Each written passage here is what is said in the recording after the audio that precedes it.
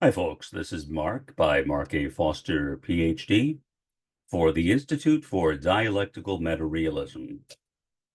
I wanted to offer some reflections on the day's news concerning President Joe Biden here in the U.S.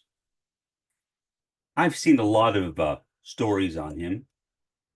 I really don't care who gets elected president in November as a communist. Those kinds of things are kind of irrelevant to me. I realize some may be worse than others, but whatever. Trump may or may not be worse than Biden. Who knows? Certainly, Biden is not that great in his support for King Bibi in Israel. But I think that that is a subject which should be put on the back burner. And I'll tell you why.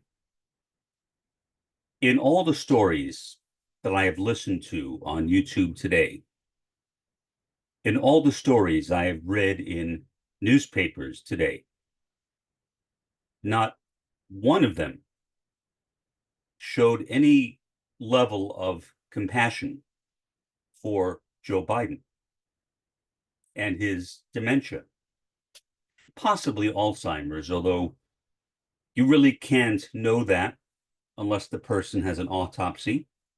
But at the very least, he has dementia. My father had dementia. He would assault women. He tried assaulting his own daughter, sexually assaulting. He would eat mashed potatoes with his hands. He thought he was a police officer. And when he was on the dementia floor, he would go into other residents' rooms and take what he thought was contraband from their rooms and bring that contraband supposedly into his own room. So when I think of dementia, that's what I think of. The late President Ronald Reagan arguably was developing dementia in the final year of his presidency. I watched an interview that his widow, Nancy Reagan, gave with the late Larry King on Larry King Live, a CNN program. And Larry King asked her, what condition is Ronnie in right now? If you recall Larry King, you will know that he did not play by the ordinary rules. He very commonly addressed presidents by their first names. In other words, Larry King did not play the game. He was honest. Nancy Reagan responded honestly as well. She said, Larry, Ronnie does not recognize me anymore. Now, Nancy Reagan dedicated her life to taking care of her husband. Whether I agree or disagree with him on policy is irrelevant. Obviously, I don't. But then again, do I agree with anyone? Not really. Do I agree with Biden Zionism? No. Do I agree with Trumpism, MAGA? No. So politically, that is something that I should establish. I am not trying to defend the policies of any particular candidate. I am simply talking about the human dimension of this whole issue. What I just said, I left as a comment to a YouTube video. 3 people liked it. I was hoping that a lot more would, not because it was my comment, but because at least it would show that there were some people out there with a degree of humanity, who were not so captivated by the moment, by Cenk Uyghur's, I'm probably mispronouncing his name, the owner of the Young Turks, prediction that Joe Biden would withdraw.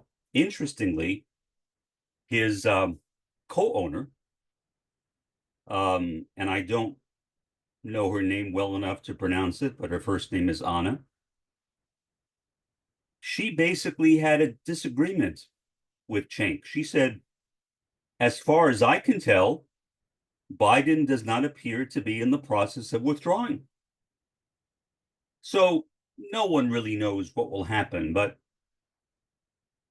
either way, at this point, whoever is running for president of the United States or for the nomination of president of the United States only has 4 more months. 4 months of campaigning. That is it. That is it until election day. And yet, I can't get out of my head the thought that not a single person I read or listened to even broached the subject of Joe Biden's dementia. I began thinking back on my own comments,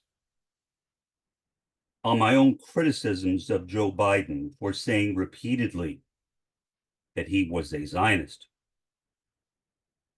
for sending Bibi Netanyahu money, weapons, even though it was arguably counterproductive to his own chances of being reelected.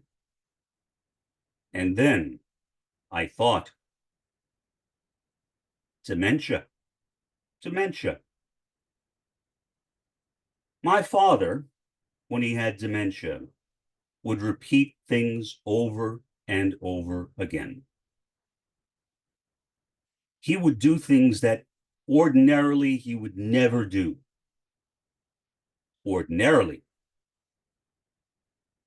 But dementia changed him. It turns him into a different sort of man.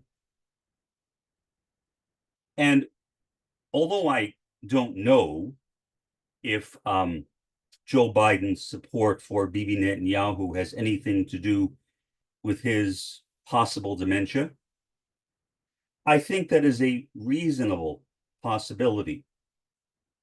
It should be given some consideration. People, I believe, should ideally be given the benefit of the doubt. And I was not willing to do that until today. But now I am willing to give President Joseph Biden the benefit of the doubt. He is under enormous pressure to withdraw. Whether he does or does not, who knows? He may not. I am not going to make any predictions because I have no basis to make that prediction on. But whether he does or doesn't, his dementia is going to get worse. Dementia does not get better. It is a one-way road. You don't go from being more demented to less demented. You go from being less demented to more demented. That will most likely happen to Trump as well, Donald Trump as well. But it would appear that at least for now, Trump is doing better with his dementia than Biden is doing with his. How long that lasts, who knows? There is one more presidential debate scheduled. We will see how Donald Trump does. I don't want to see anyone suffer with dementia. I don't care who they are. That is not a punishment. It is a disease. It is an illness which many researchers are trying to find a cure for. And I hope they find one soon. I really do. Because I know one man right now with dementia. I will not mention his name, but he is someone whom I have known since 1970, when he was a teenager, like me. Now he is deteriorating. He can still think reasonably well. His memory is going, but he is certainly not as bad as, I would say, Joe Biden or Donald Trump, and certainly not as bad as my father was in the last year of his dementia and the last year of his life. So I wanted to make this to basically show the contradictions of capitalism. Here we are, or at least here I am, in the first world. In the United States, the head of the beast of the first world, the ruler of the capitalist world system. I am not saying that only the first world is guilty of this type of self-serving talk. Certainly not. But I am here. I am here in the first world, and I am witnessing it. It makes me ashamed on multiple levels. First, as always, it makes me ashamed to be an American, but that's nothing new. It makes me ashamed to be a human being. It makes me ashamed to be living on this planet. It makes me ashamed to realize that with all the crises happening, whether in Ukraine or Gaza or anywhere else, rather than caring about the suffering of human beings like Joe Biden, people are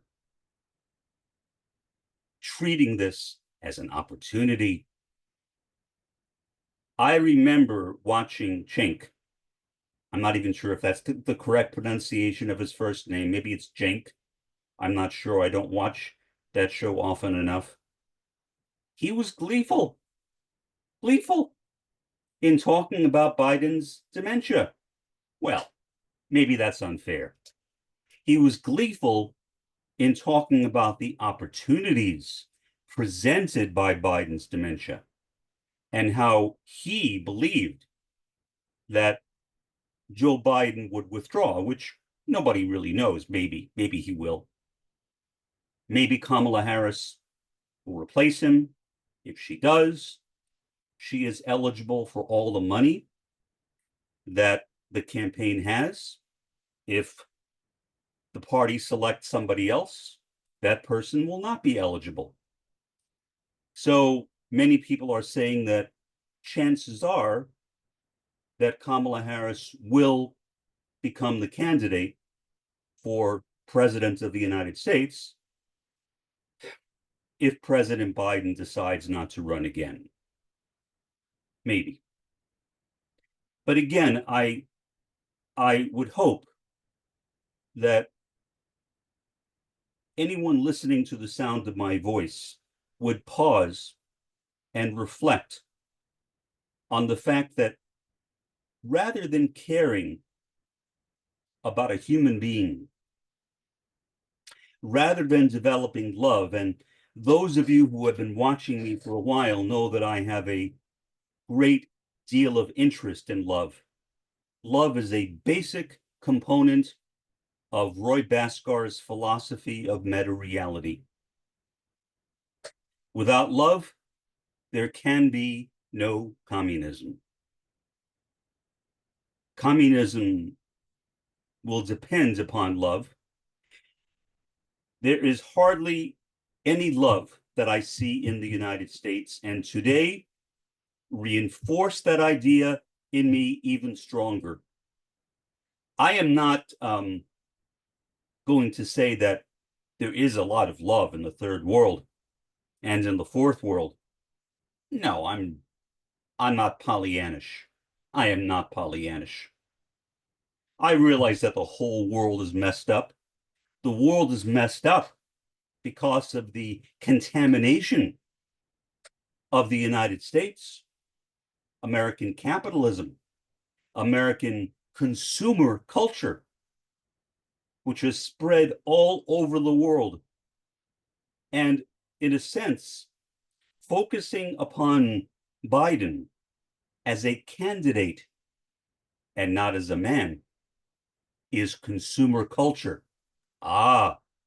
We can have a new person on the ballot, a new person to consume. Maybe. It is a tragedy that we are here, in my opinion. I always hope for the better. I always hope that people will be better. I don't expect it, but I hope for it. Because I'm a human being. And as a human being, I want to see my fellow people demonstrate their humanity as well. But from what I have seen today in the discussions about Joe Biden, whether on podcasts or in newspapers, there would appear to be virtually no humanity at all.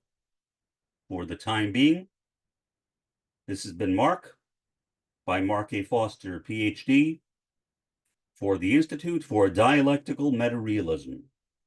Have a pleasant day and an even better day tomorrow.